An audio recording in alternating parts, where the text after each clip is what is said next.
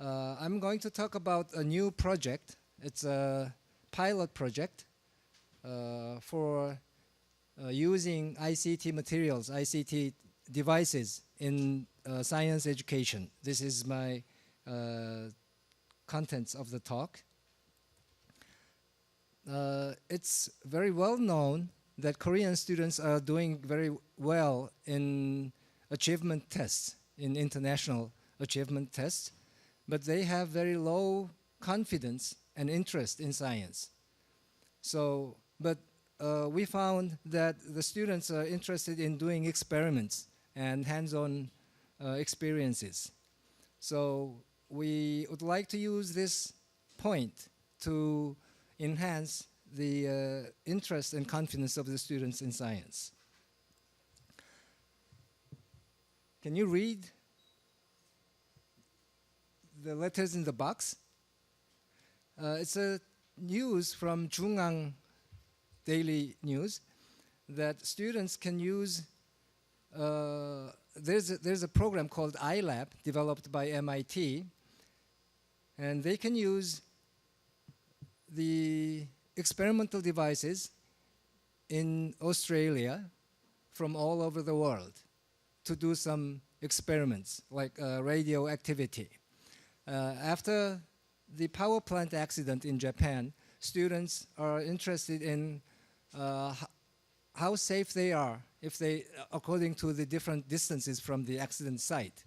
So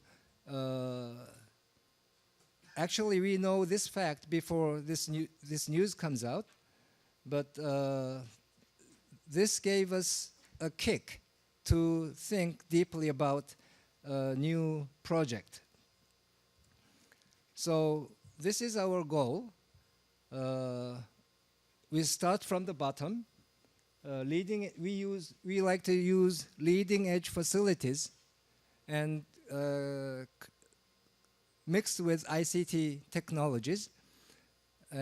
We would like to enhance the students' interest in science through inquiry-based learning, and we have to provide proper contents. And our goal is to grow creative multiplayers. We would like to change the students from not the scorer, from scorer to multiplayers. We would like to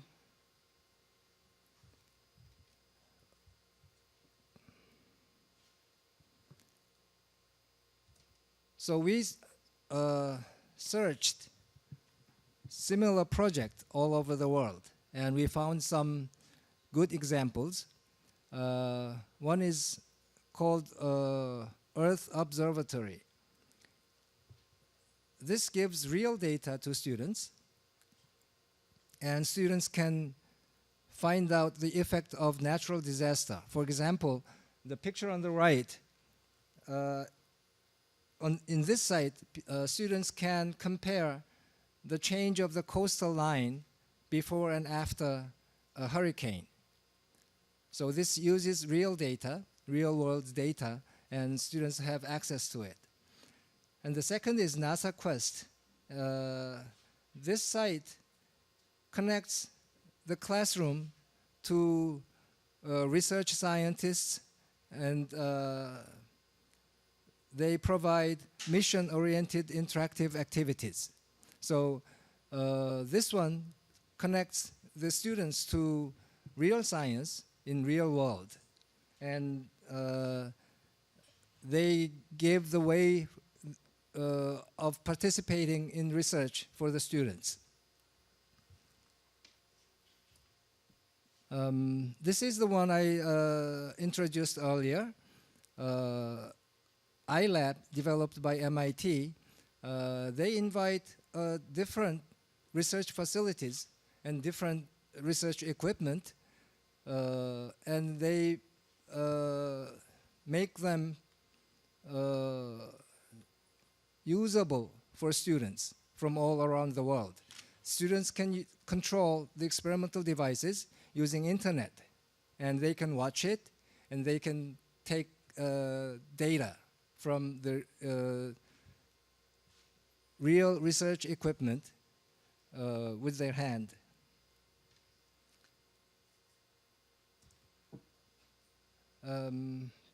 This is a special program where you can do almost everything you can imagine on the screen of computer. This is a bit old program, but students can design their own experiment with different materials. They can control the air resistance, they can control gravity, and they can put springs with different materials. So this is one of the ideas we can possibly use. So with these good examples all around the world in mind, we thought about 3 points. We would like to introduce real world to the students, and we like to have them use real data, and we would like to have them experience real science, not the concepts or knowledge of science written on the book, written on textbooks. So to do that, we have to supply a platform for students, so they have access to the platform at any time through internet, and we have to provide ICT-based technology and some cloud type memories. And we need to have, we also need to have a central server for manage all these projects to make happen.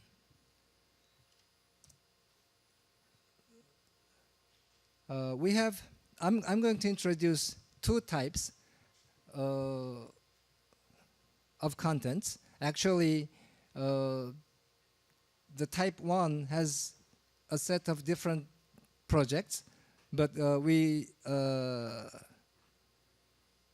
put them together under the title of simulations and participation. We sometimes give some simulation programs, and we sometimes need the students provide their own data from their local area. So I'm going to go through 3 examples. The first one is colored leaf contour. It's a date contour. In Korea, we have distinguished 4 seasons. And in fall, in autumn, we enjoy the change of colors of leaves. So the National Weather Service forecast when you have colored leaves at certain places, and they give the information through a contour map of Korea, like the one on the left at the bottom. So we would like to have students provide their local information by uploading photos of colored leaves in their area. And if we visualize the gathered information through the date contour, and students can compare their actual observations and the forecast of National Weather Service. And they can possibly find out better way of forecasting. The next one is using the real world data.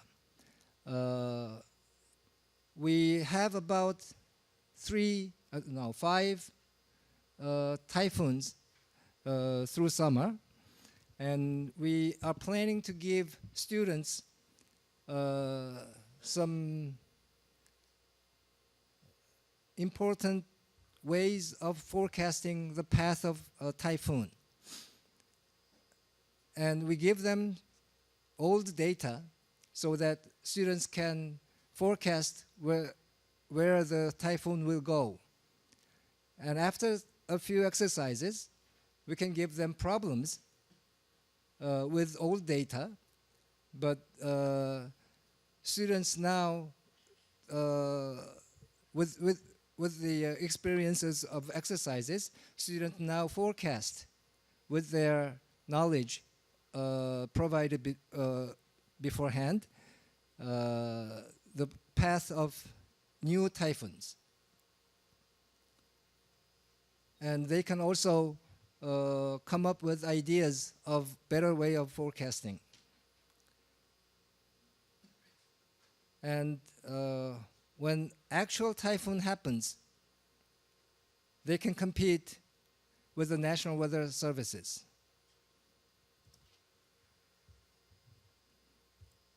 This is a simulation type.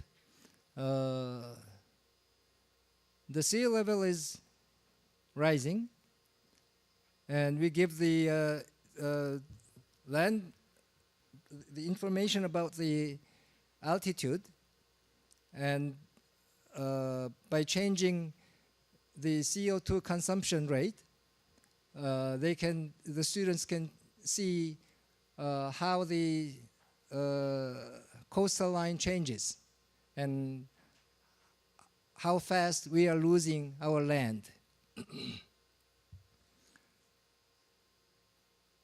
And we would like to have students to raise some issues about the CO2 control.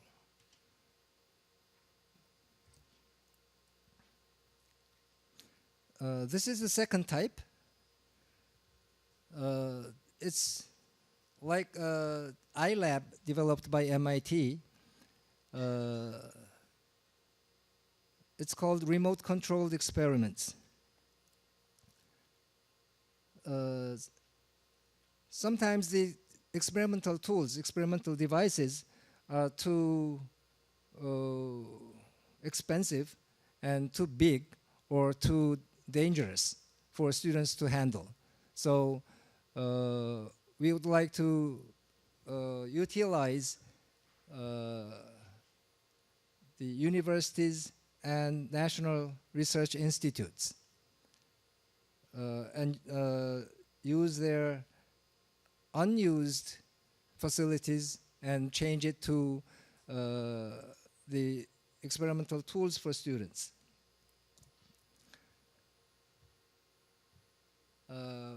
We couldn't find radioactive materials, so we would like to start with two things. One is high-speed camera. With high-speed camera, students can analyze very interesting phenomena. For example, if you make a water balloon, and if you prick it with a needle, then the water stays in the air for a moment, and the rubber that wrapped the water shrinks in a certain way. So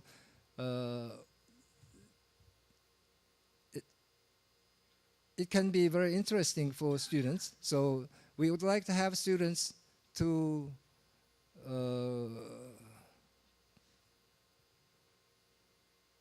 create interesting phenomena and suggest their idea for the experiment.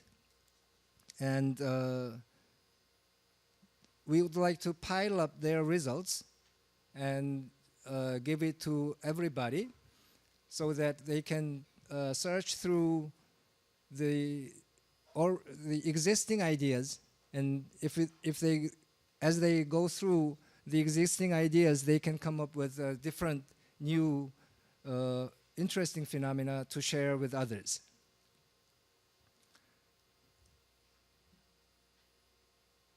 The next one is spectroscopy. With spectroscopy, students can analyze different colors, different light sources in everyday life, and they can find out interesting, we hope, interesting property through their everyday life materials. Students can send their own light source or their own material with peculiar colors to the lab, and the lab sets up the experiment, and students can control in at designated time. Students can control the equipment with their own computer.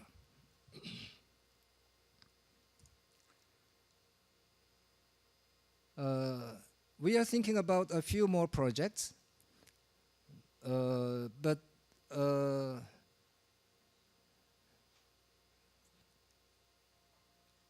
this is a pilot project, so we would like to invite a group of teachers and a group of schools to test and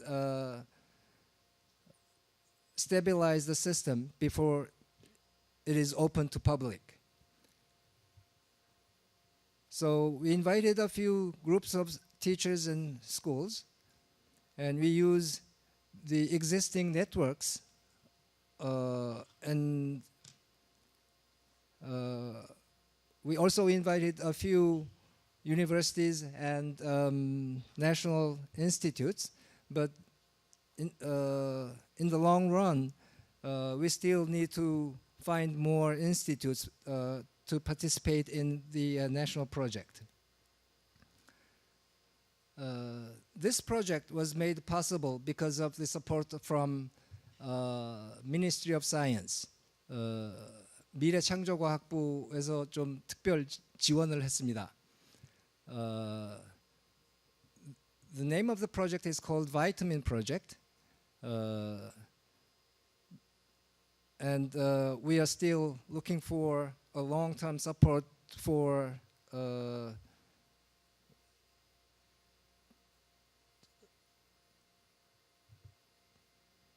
maintenance.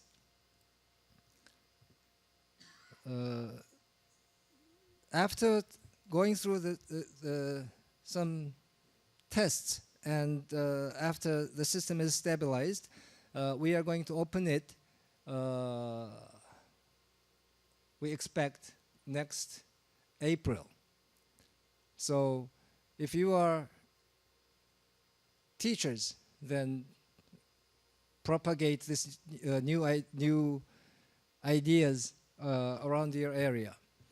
한국과학창의재단 사이트에 가시거나 아니면 Science All 이라는 거를 검색을 하시면 내년 4월쯤에는 아마 공개가 될 예정입니다. 그러니까 그 주변에 계시는 분들한테 좀 많이 선전 좀 해주시고요. 그 학생들한테도 소개를 좀 많이 해주셔서 학생들이 많이 참여를 해야 이 프로그램이 더 충실해지고 워낙 이 프로그램을 개발한 취지도 살릴 수 있으니까 많이 홍보를 해주시기 바랍니다. I just gave some words for advertisement in Korean. We still have solved some problems, and we need to get more suggestions to make the program fit better for students. This is in the stage of development, So when we open it to public, we need to find more students to participate. And we also need more participation from universities and national institutes. And since this is the beginning, we have to get the feedback from students to make the system easier for use. And this is not really big data as people say big data these days, but this is kind of gathering the real data from students and share it with other students to have a bigger picture of our country or our nature. Thank you.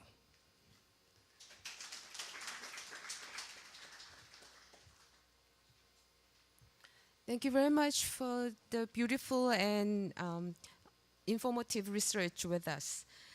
And thanks again for your English presentation, because this is an international conference and we have several foreign guests here. Thanks again.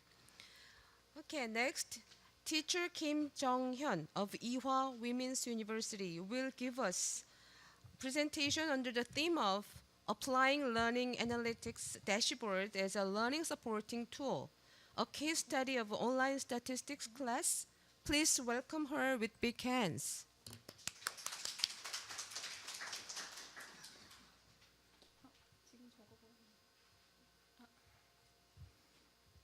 Hello everyone, it's my honor to introduce our research here in eLearning Korea 2014. I'm a doctoral student of Yale University. Today I would give you a presentation of Applying Learning Analytics Dashboard as a learning supporting tool, a case study of online statistics class. This is the table of contents, and the presentation follows a general research procedure. The first part is introduction. E-learning courses continue to grow in higher education setting. It is a type of learning based on the internet and digital technologies, allowing learners to manage their own learning time and place. Such features of e-learning, flexibility and openness, are the reason why students in e-learning environments should be more self-regulated, and researches about strategies and instructional designs to facilitate student self-regulation have been going on. As many of you already know, self-regulated learning is a process that involves students' intentional efforts to manage and direct complex learning activities toward the successful completion of academic goals. Bertler and Winnie suggested a model of self-regulated learning. It shows that the cognitive processes involved in self-regulation process can be explained as a circular process based on the monitoring.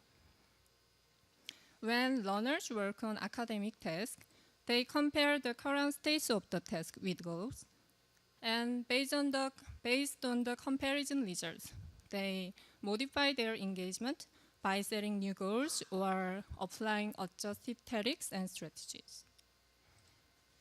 From this point of view, dashboard may play a role as a cue which indicate the discrepancies between the goal and task current states in self-regulation process. Dashboard is a sense-making component of learning analytics system. It has been considered as an effective treatment tool to contribute to learner self-reflection and strategic action to set up self-regulated learning. In this study, our interest was in dashboard utilization rate. If learners perceive dashboard as an effective tool, they may use dashboard more often.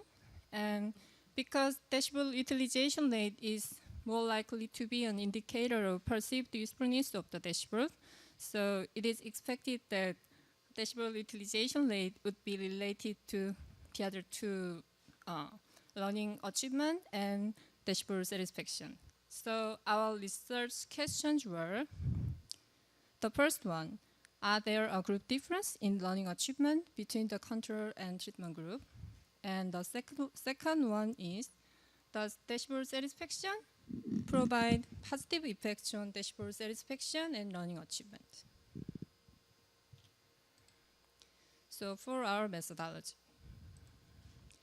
the participants of this study were 188 college students who were participated 100% online course entitled Management Statistics. For successful completion of this course, students were required to attend virtual classroom to see weekly uploaded video lecture. Each activity's impact on the final score with suggested weight. For example, 45% of the final score was assigned for final exam. This is the screenshot of our self-developed learning analytics dashboard, which was given after the midterm exam in the 7th week. It provided information about the average trend of other learners, as well as learners' own online activity information, such as online activity summary, total login time, total number of login frequency, the number of using word, and the number of using library. Let's look at the screen of the dashboard more in a little more detail. For example, in case of total login time section, each student can see their learning trends, total login time, with mean of the total login time of the others. Because this course graded students on a relative scale, such kind of information related to other learners' online activities was regarded as an effective stimulus for more active participation in learning. For data collection, this study incorporated 3 major data collection methods. First, for data utilization rate, log file data was extracted from LMS to measure what extent its students opened the dashboard. Second, for dashboard satisfaction, self-reported data was used to measure its students' dashboard satisfaction. And for learning achievements, we summed up all scores after the midterm exam. And for data analysis, t-test, pairwise scatter plots, and correlation analysis were used. For analysis was performed using the statistical package R. Here's our results. Firstly, we used t-test to verify there's a statistically significant differences between the control and treatment group produced by dashboard treatment. In the treatment group, there were 72 students who were given dashboard after the midterm exam, and in the control group, there were 79 students who were not. Between the group, there were no statistically significant differences in grade, previous experience of statisticals, and mean of accumulated credits, and there was a group difference. As you can see in the first table, the mean score of the treatment group was greater than the mean score of the control group. P-value differences were considered to be significant when p-value is less than 0.05, and the p-value was 0.012, so we could conclude that the treatment group showed better performance in learning. Secondly, we investigated the relationship between the 3 variables. We decided to create a scatter plot matrix of each variables because it is very intuitive way to look at all pairwise combinations of continuous variables. This plot shows a 3x3 scatter plot matrix for variables: dashboard utilization rate, dashboard satisfaction, and learning achievement. The top row in the graph is the plot of dashboard utilization rate and dashboard satisfaction, and dashboard utilization rate and learning achievement. The second row in the graph is the plot of dashboard satisfaction, and learning achievement. A scalar plot matrix is symmetric around diagonal from upper left to down right as correlation table. As you can see, there was a positive but slight correlation between dashboard satisfaction and learning achievement. However, the relationship between dashboard utilization rate and the other two variables were not seen clearly. Because our main interest was in dashboard utilization rate, how dashboard utilization rate is related to the other two variables, we tried more detailed observation by conditioning on the dashboard utilization rate.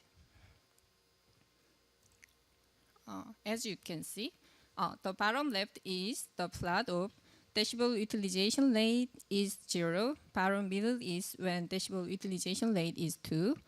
And bottom right is when dashboard utilization rate is 1. Upper left is the plot of when dashboard utilization rate is 3 or 4. And bottom upper middle is when dashboard utilization rate is 5 or more. As you can see, there was a positive correlation between learning achievement and dashboard satisfaction when dashboard utilization rate is 0, 1, or 2. And when dashboard utilization rate is 3, 4, or 5 or more, there was a negative correlation between learning achievement and dashboard satisfaction. So we made a new group by tying all cases which show positive correlations and observed changed scalar plot again. Now, when dashboard utilization rate is 2 or less, there was a positive correlation when learning achievement between learning achievement and dashboard satisfaction, and the other two shows negative correlations. In addition, in case of negative correlation group, as dashboard utilization rate increased, students who were satisfied with the dashboard showed lower learning achievement. Interesting. So our discussion and conclusion was summarized as follows. Through this research, we tried to validate there's a difference in learning achievement between the control and treatment group, and the relationship among the three variables, dashboard utilization rate and dashboard satisfaction and learning achievement. The results were as follows. First, t-test showed that the students who received dashboard treatment performed better in learning than the others who didn't. Second, between dashboard satisfaction and learning achievement, there was a positive correlation, but the correlation between dashboard utilization rate and learning achievement was not significant. Third, when dashboard utilization rate was low, the learning achievement and dashboard satisfaction showed a positive correlation. First, when dashboard utilization rate was high, the learning achievement and dashboard satisfaction showed a negative correlation. In addition, as dashboard utilization rate increased, learners who were satisfied with the dashboard showed lower learning achievement. As mentioned earlier, the difference in means between users and non-users of the dashboard was significant. We interpreted this finding that through dashboard, learners can see their progress against that of their peers or against the goals. So such features of the dashboard can contribute to learners' learning performance. And curiously enough, against our expectation, there would be a positive correlation between dashboard utilization rate and the other two variables. Learning achievement and dashboard satisfaction showed a negative correlation as dashboard utilization rate increased. So we interpreted this finding that maybe the information, suggested information was on dashboard was not so easy to understand or did not meet learners' needs. Learners who open dashboard more often can be considered to have more interest in suggested information, but because the information suggested on the dashboard was not easy to understand or did not meet their needs, it might trigger a disappointment to the dashboard and negative correlation. But because the cases of this study is not sufficient, and the variance of the independent variable is not fully wide for interpreting this result. So we are planning on conducting additional research about it. So please expect our subsequent researches. We think this study is meaningful in that it attempts to provide alternative approaches to verify the relationship between variables and disclose that behavior patterns of learner appear differently depending on learner clusters. So we suggest following future researches. First, researches about what and how we suggest learner dashboards should be followed.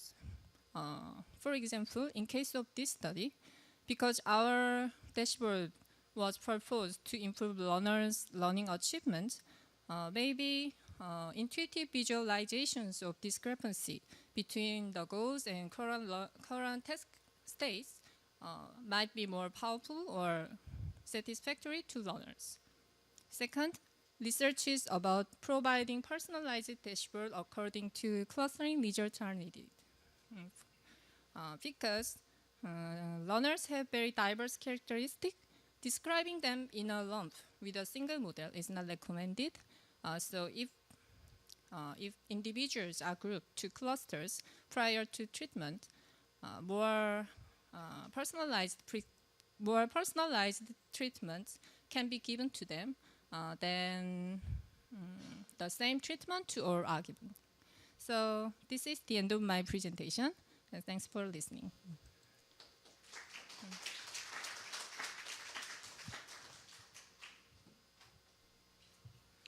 Thank you very much for sharing your great research with us.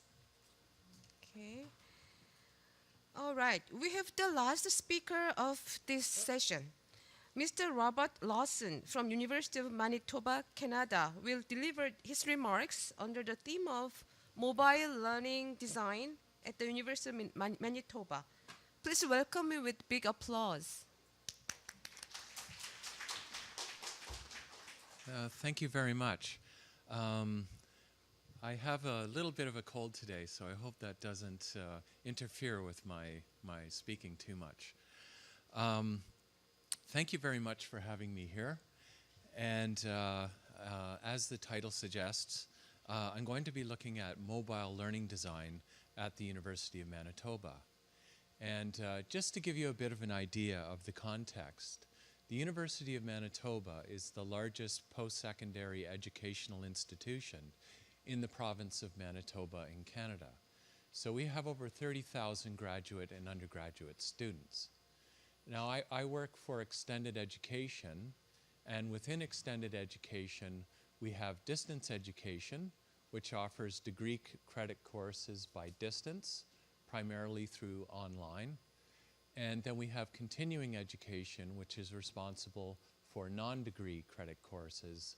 And today I'm going to be talking about a collaborative effort between distance education and continuing education to redesign a human resources-based course.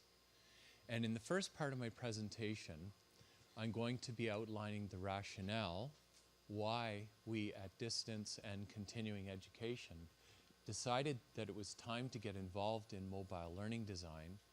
And then in the second half of the presentation, I'm going to look at how we applied some of the best practices and principles related to mobile learning design in the redesign of this human resources course.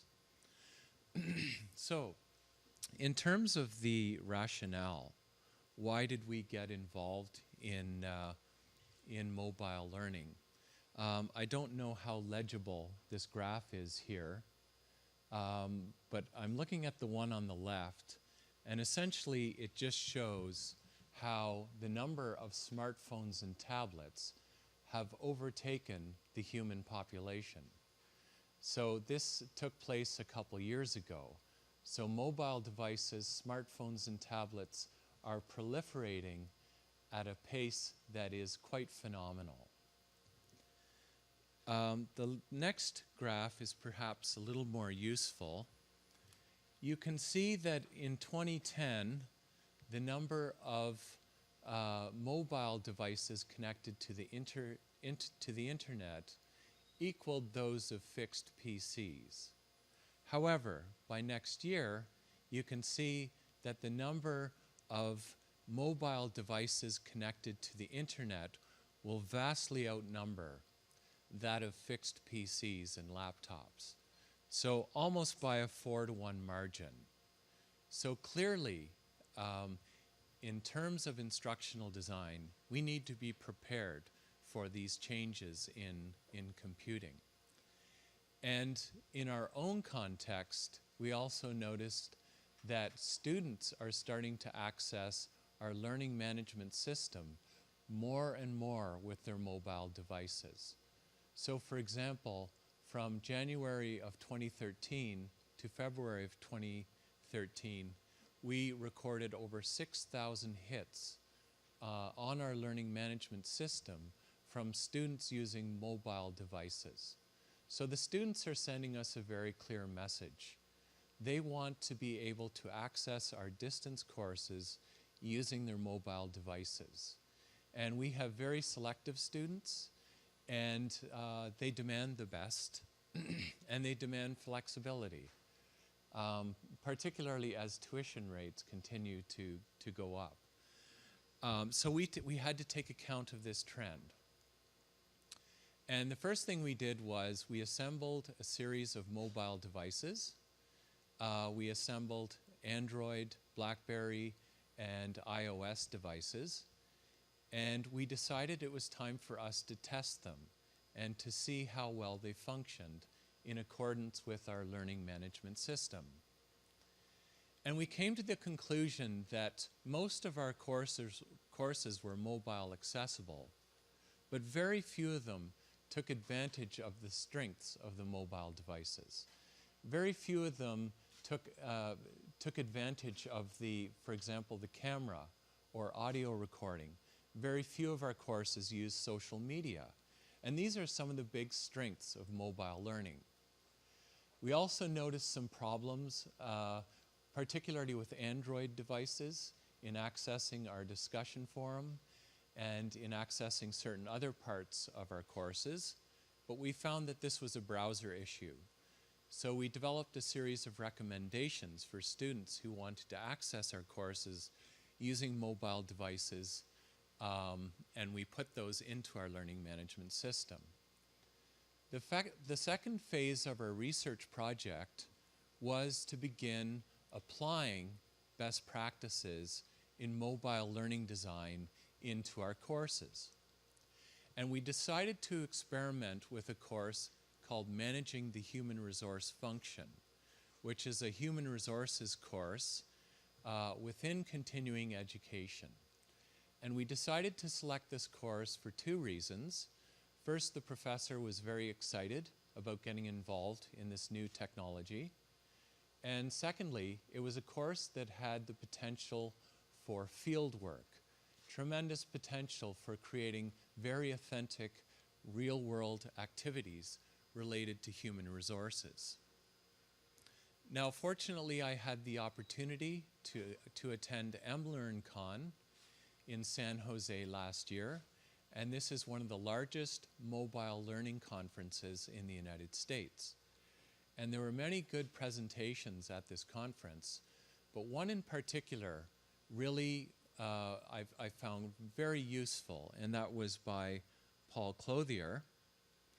And Paul Clothier is an instructional designer in the corporate sector. And he's created some principles for redesigning standard online content for the mobile context. And these 5 principles include creating a very simple interface for the material. So when the student goes into the online course, the content should be fairly simple, because you can imagine on a smaller screen, it's much more difficult to see information. So you have to really keep it very simple. The other principle is to chunk the information. And this really accords with cognitive learning theory, the idea of putting the information into bite-sized chunks so that you don't overwhelm the students, that you don't overwhelm their cognitive load. So really create chunks of information that students can manage at any one time. He also recommends taking advantage of social media. Most students use social media these days. They use Facebook, they use Twitter. Why not incorporate these into learning activities?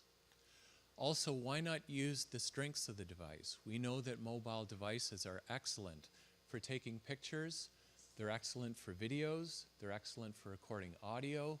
You can even use exercises that incorporate GPS systems. So use the strengths of the device. Finally, he makes the point that mobile devices are not very good for entering large amounts of text. It's probably not a good idea to assign a research essay to a student to perform on their mobile device. And we recognize at distance education that a course cannot be entirely mobile-based, that there are going to be times when students will need to develop research essays, they'll need to develop written portfolios, and these are probably best done on a laptop or a fixed PC. However, you can create a course that is mobile friendly, and that's what we've tried to do.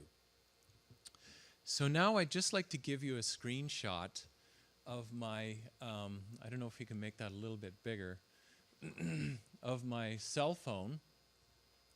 And this is what a typical unit of this human resources course looks like on a cell phone. So you can see that the interface is very simple. All we see are a series of titles. And this is very legible and very clear for the students when they go into their mobile device. And this accords with Paul Clothier's principle of keeping the interface very simple. However, when a student clicks on any one of these titles, they simply tap on these titles, the information is revealed, the text is revealed.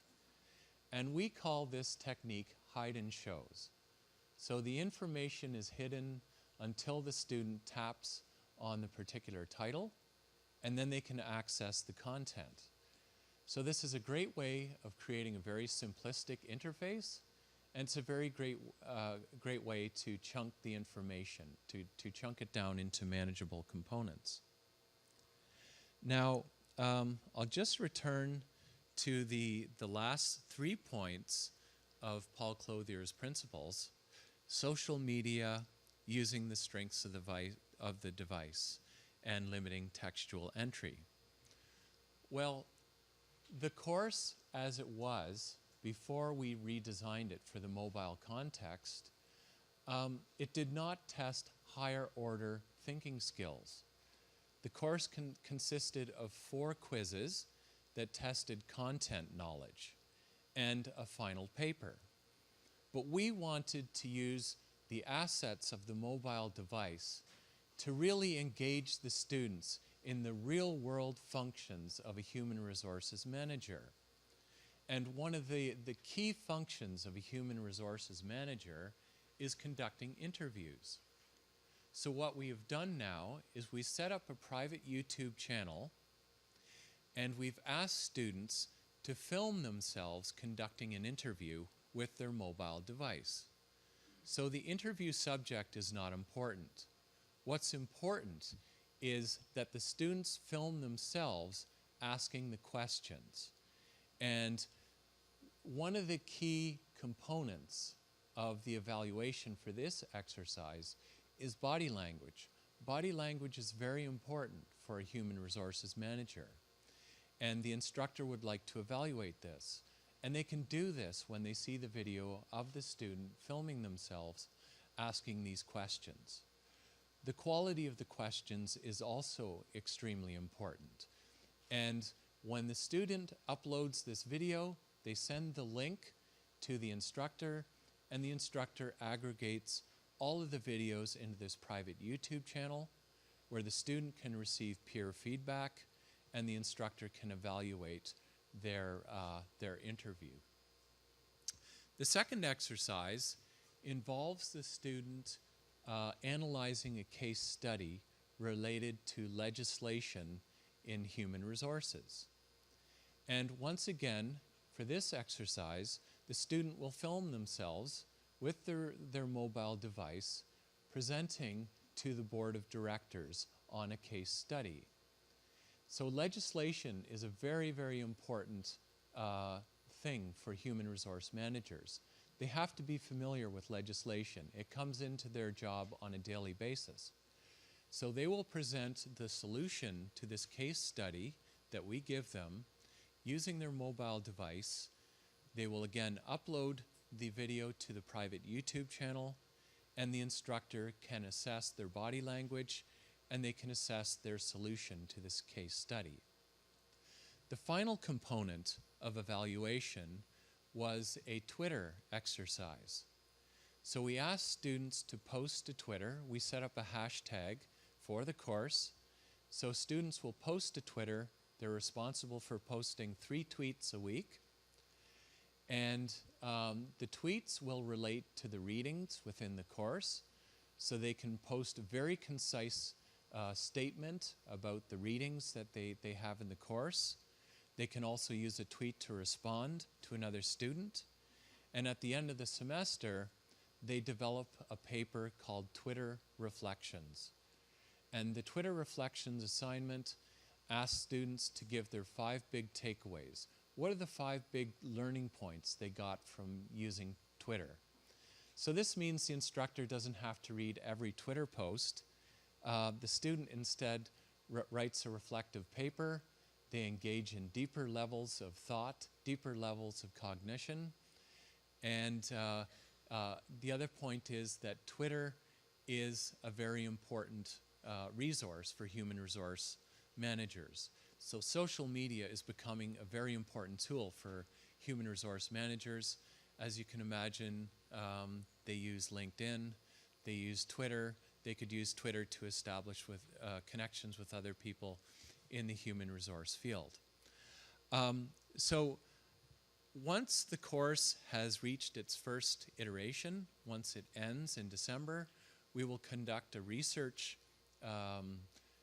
interview with all of the students, and we'll get their feedback, how they found it in terms of being mobile friendly, how the assessments corresponded with their learning needs, and we will use that data in order to inform the next iteration of the course. So this is really just our first attempt into creating a mobile-friendly course, and I hope that it was informative and that it was useful to you, and thank you very much for listening to my presentation.